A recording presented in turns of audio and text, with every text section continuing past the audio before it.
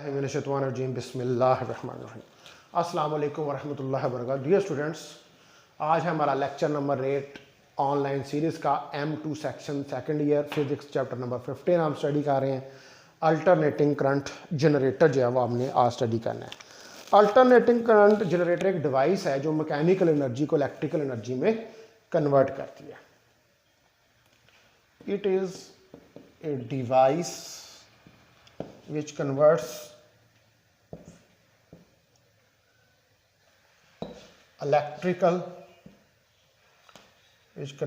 mechanical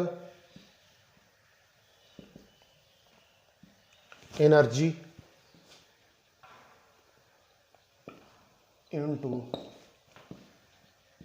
electrical energy। तो generator एक ऐसी डिवाइस है जो electrical energy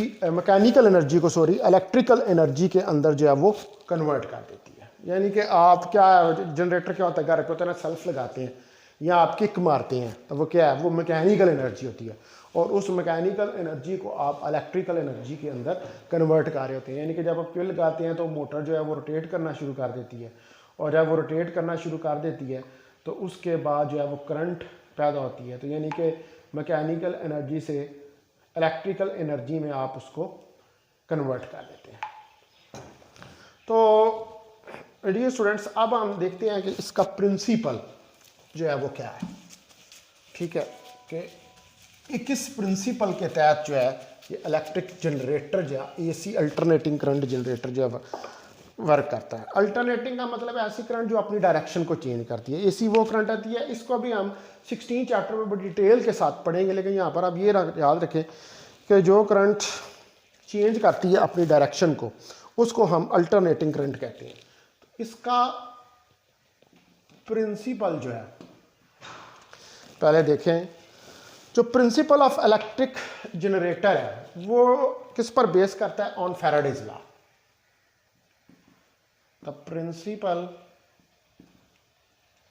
of electric generator based on Faraday's law। ये Faraday's law of electromagnetic induction के ऊपर जो है वो बेस करता है। क्या होता है कि जब कॉइल रोटेट करती है मैग्नेटिक फील्ड में बाय सम मैकेनिकल मीन्स, यानी कि जब आप किक लगाते हैं तो कॉइल क्या करती है, वो मैग्नेटिक फील्ड के अंदर रोटेट करती है। तो जब आप वो कॉइल किसी मैकेनिकल एनर्जी से आप उसको रोटेट करवाते हैं मैग्नेटिक फील्ड के अंदर, तो क्या आता है, मैग्नेटिक फ्लक्स चेंज होता है और मैग्नेटिक फ्लक्स के चेंज होने की सूरत में इंड्यूस्ड ईएमएफ जो है वो प्रोड्यूस होती है कॉइल के अंदर और कॉइल के अंदर से इलेक्ट्रिक करंट या इंड्यूस्ड करंट जो है वो फ्लो करना शुरू हो जाती है और जनरेटर की आउटपुट के ऊपर आपको जो है वो इलेक्ट्रिक करंट मिलती है। तो इसका मतलब है कि जब when coil rotated by some mechanical energy, जब कॉइल रोटेट करती है मैकेनिकल एनर्जी से in the magnetic field,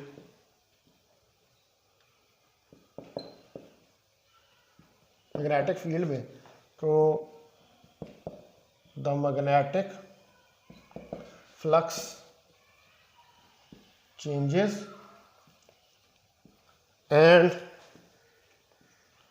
induced EMF and induced current are produced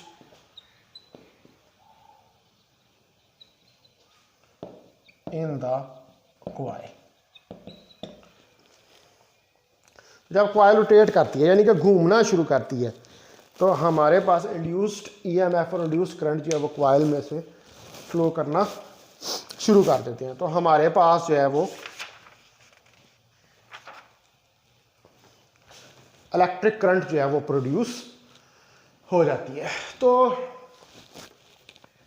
ये तो हो गया इसका प्रिंसिपल। अब आप देखें इसकी जो है कंस्ट्रक्शन।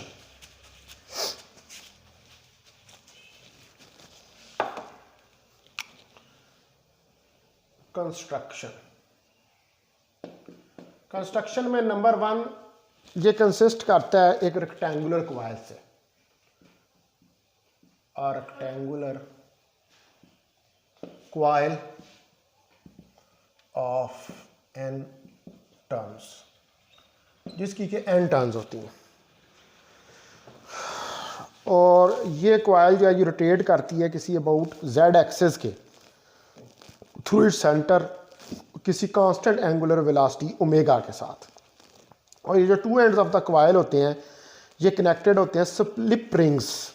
ठीक है, दूसरा पार्ट इसका slip rings. Slip rings R and R prime. ये क्वाइल जो होती है ये इन स्लिप रिंग्स से के साथ जो है वो कनेक्टेड होती है, और स्लिप रिंग्स जो हैं ये भी रोटेट करते हैं अलॉन्ग द क्वाइल, क्योंकि स्लिप है ना ये स्लिप हो जाते हैं। जब क्वाइल रोटेट करती है तो साथ ये जो स्लिप रिंग्स हैं ये भी स्लिप हो जाती हैं और रोटेट करते हैं। उसके बाद जो हमारे पास ये स्लिप रिंग्स हैं, ये तीसरा जो पॉइंट हमारे पास, ये स्लाइड करती हैं कार्बन ब्रशेस के ऊपर। Slip rings slide on carbon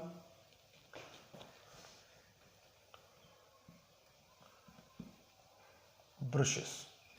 ये कार्बन ब्रशेस के ऊपर जो है वो स्लाइड करती हैं, और वो कार्बन ब्रश जो है वो एक्सटर्नल सर्किट के साथ जो है वो कनेक्टेड होती है। अब मैं इसकी जो है वो फिगर बनाता हूँ, तो आप फिगर देखें कि इसकी हमारे पास ये एक मैग्नेटिक है जिसके नॉर्थ और साउथ पोल्स हैं, और इसके दरमियान में ये एक रेक्टेंगुलर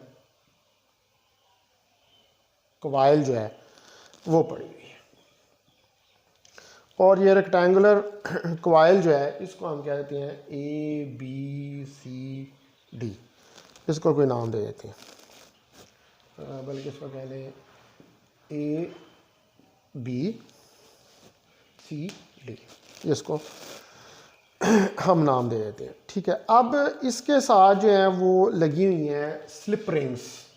ठीक है, इनके साथ जो है वो स्लिप रिंग्स जो हैं वो लगी हुई हैं। देखिए ये एक स्लिप रिंग लगी हुई है,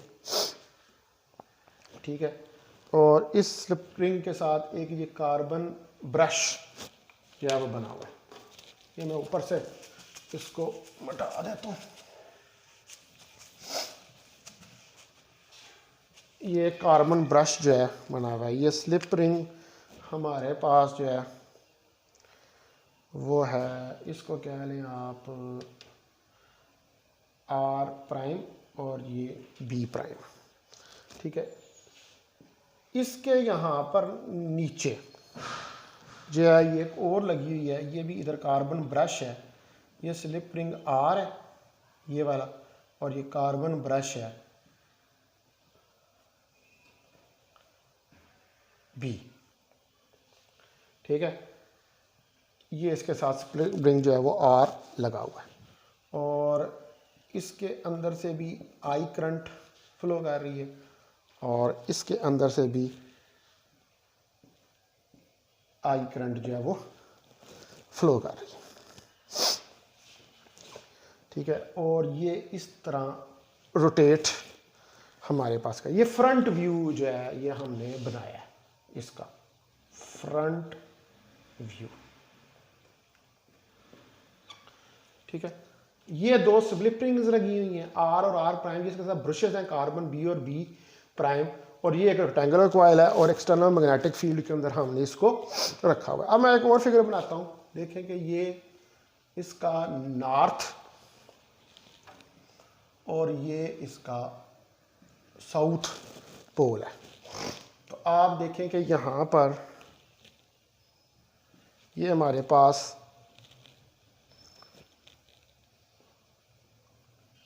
D, ये वेलोसिटी V, और ये इस तरफ मैग्नेटिक फील्ड जो है वह कर रहा है, और ये थीटा हमारे पास एंगल है। ठीक है, ये हमारे पास ए डी इसकी एक साइड है, ए डी। ठीक है, जो ये वाली है ए डी साइड, ये वाली सॉरी, ये इसको आप कह रहे हैं डी सी और इसको बी कह रहे हैं। ये तो ये हमारे पास जो साइड है ये ए डी साइड है, वो ये लिया मैंने यहाँ पर। अब ये रोटेट कर रही है। अब हमने करनी है, ये तो आपको समझ आ गई, calculation of the induced EMF. Calculation of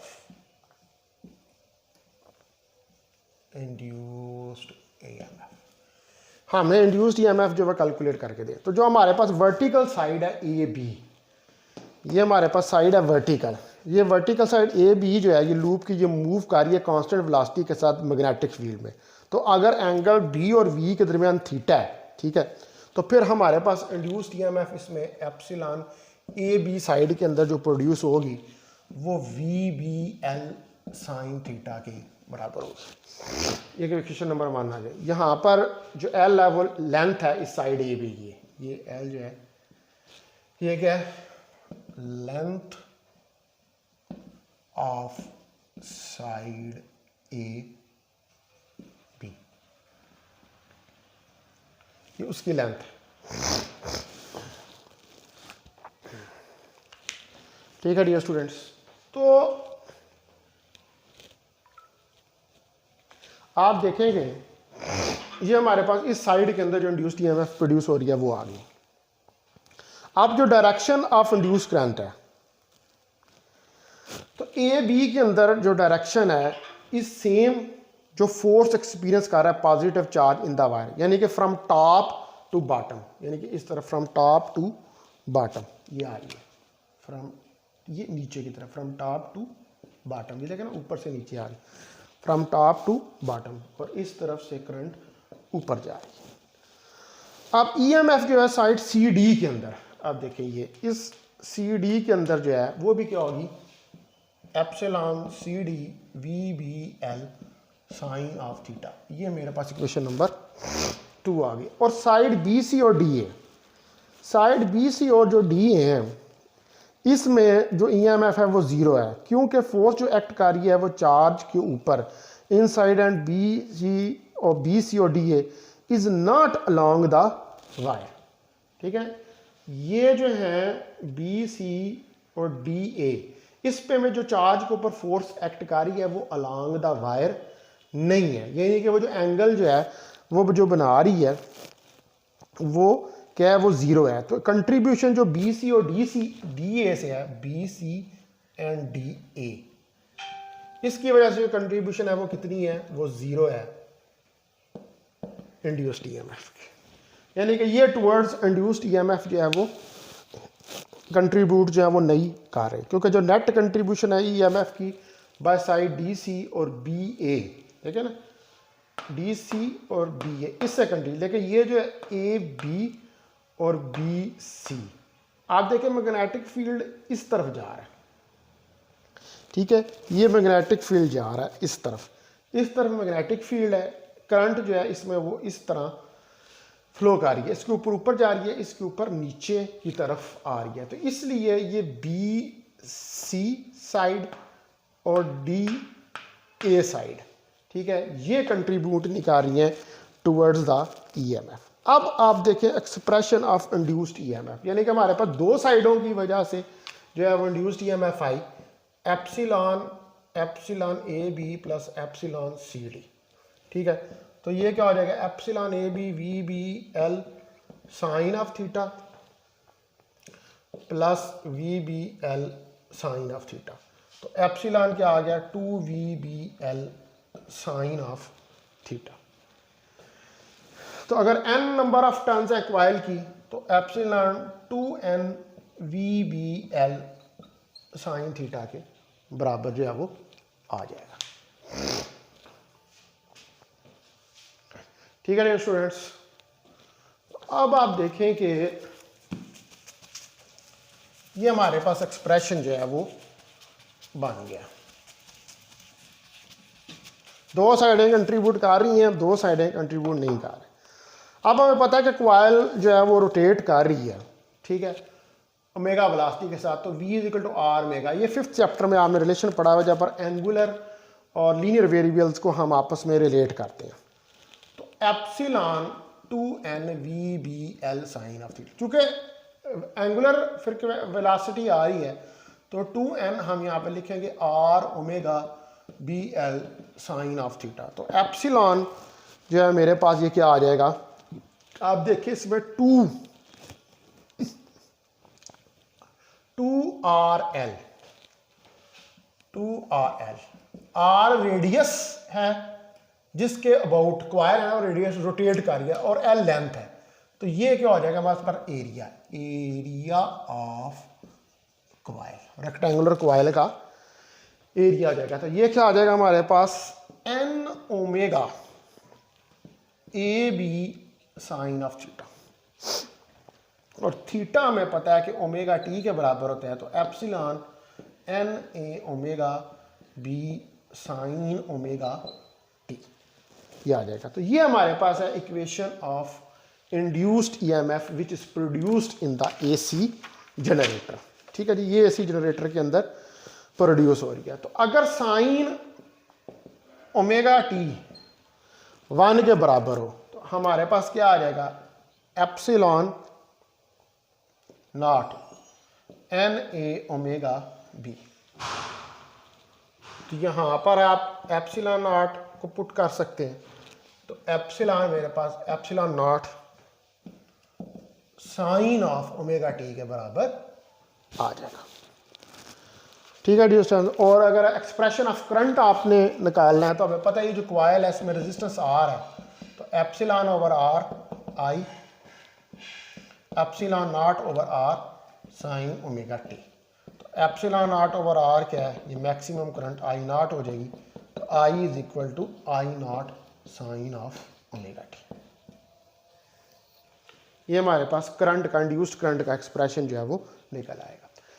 और इसके अंदर अगर ओमेगा को मैं 2πf सब्स्टिट्यूट कर दूं तो I = I not sine 2πf t के बराबर ये आ जाएगा। और इसी तरह epsilon naught sine 2πf T, ये हमारे पास एक्सप्रेशन निकल आएंगे। ये करंट का और इंड्यूस EMF का के जो जनरेटर के अंदर प्रोड्यूस होते हैं, ठीक है डिस्टेंस। अब हमने जो है इसके अंदर नेक्स्ट जो चीज़ देखनी है वो देखनी है कि जो वेरिएशन ऑफ करंट है as a function of theta, यानी कि करंट में क्योंकि एंगल चेंज हो रहा है ना, तो एंगल के चेंज होने से करंट जो अपनी डायरेक्शन चेंज कर रही है, यानी कि करंट के अंदर जो है वो वेरिएशन आ रही है।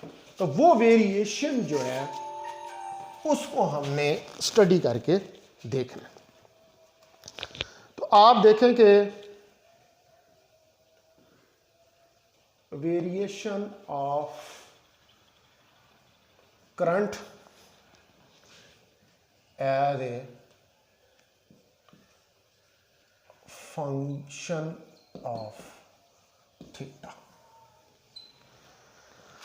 तो जो कॉइल की मुख्तलिफ रोटेशंस हैं, ठीक है, जब कॉइल की मुख्तलिफ रोटेशंस हैं उनके ऊपर हमारे पास इस तरह का ग्राफ बनता है। ये I है, नीचे की तरफ -I है, और इस तरफ जो है ये हमारे पास थीटा एंगल है।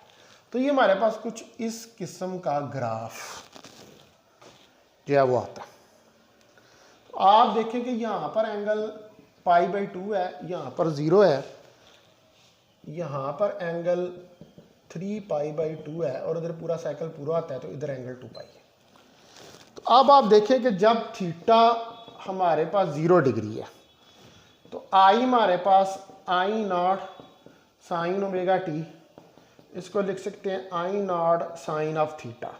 तो I नॉट साइन 0 डिग्री, तो I = 0, क्योंकि साइन 0 डिग्री जो है वो 0 के बराबर होता है। यानी कि इस जगह पर इनिशियली हमारे पास जो है कॉइल ने भी रोटेट करना शुरू नहीं किया, थीटा 0 था, तो उस वक्त करंट जो थी वो 0 के बराबर थी। और जब इसने रोटेट करना शुरू किया और π/2 पे आई, थीटा π/2, तो हमारे पास I is equal to I not sine π/2, और साइन π/2 90 डिग्री हमारे पास 1 के बराबर होता है, तो I is equal to I not.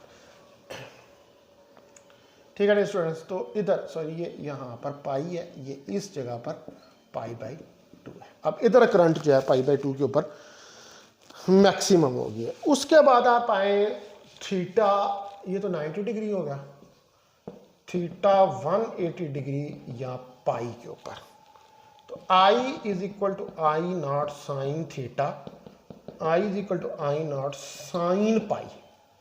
आपको पता है कि साइन पाई 0 के बराबर होता है, तो I इज इक्वल टू 0। तो इस जगह के ऊपर भी करंट, यहाँ पर current I is equal to I nought maximum, यहाँ पर करंट आके फिर 0, I इज इक्वल टू 0। ठीक है, उसके बाद आप देखें कि आप इस जगह पर हैं, तो 3π/2, थीटा 270 डिग्री, थीटा 270 डिग्री, ठीक है, थीटा 270 डिग्री है या 3π/2 है। तो आप देखेंगे यहाँ पर आई नॉट साइन थीटा साइन 3π/2, ये होगा मैक्सिमम होगा, लेकिन नेगेटिव में यहाँ पर minus I not.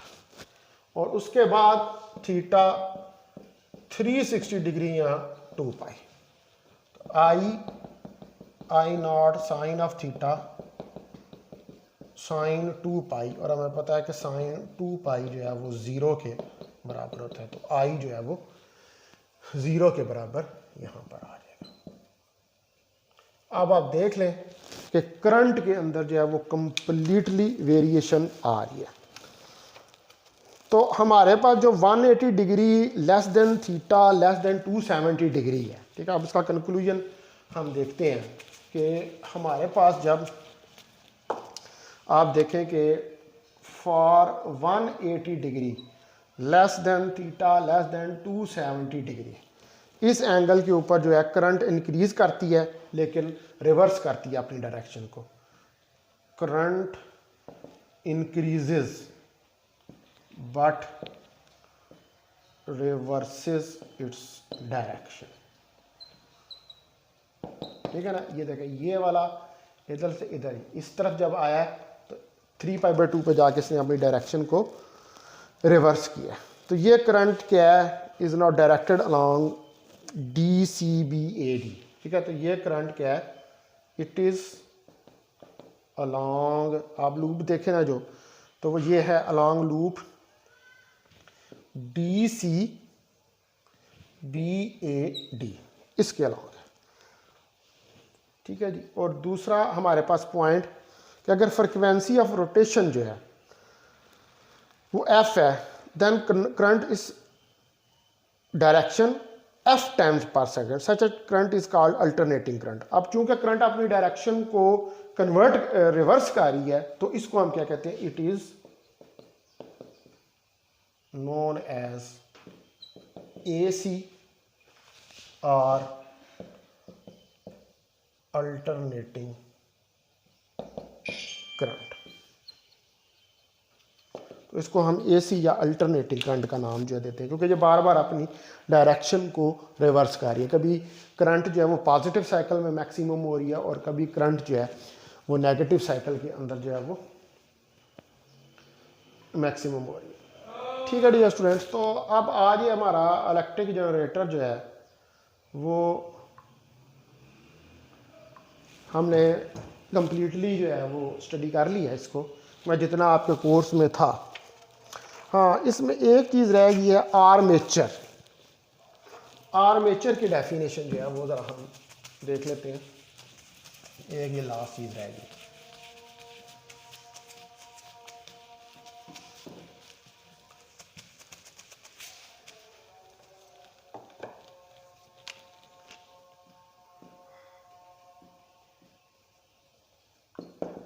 Armature, in actual patches जो नंबर ऑफ क्वाइल्स वूंड होती हैं किसी आयरन सिलेंडर के ऊपर, ठीक है, नंबर ऑफ क्वाइल्स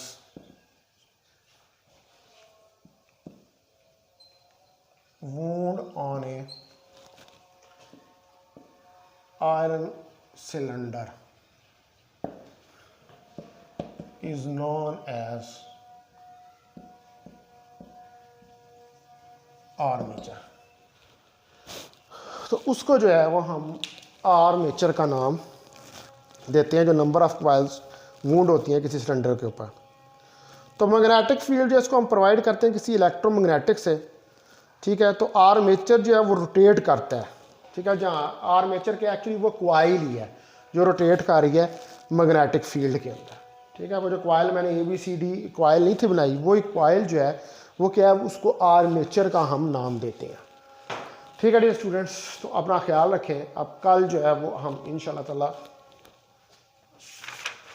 स्टडी करेंगे DC जनरेटर, इसकी कंस्ट्रक्शन और इसकी वर्किंग, ठीक है। उसके बाद फिर DC मोटर और ट्रांसफार्मर और देन फिर जो है हमारा चैप्टर ख़त्म हो जाएगा। अस्सलाम वालेकुम वरहमतुल्लाहि वबरकातुहू।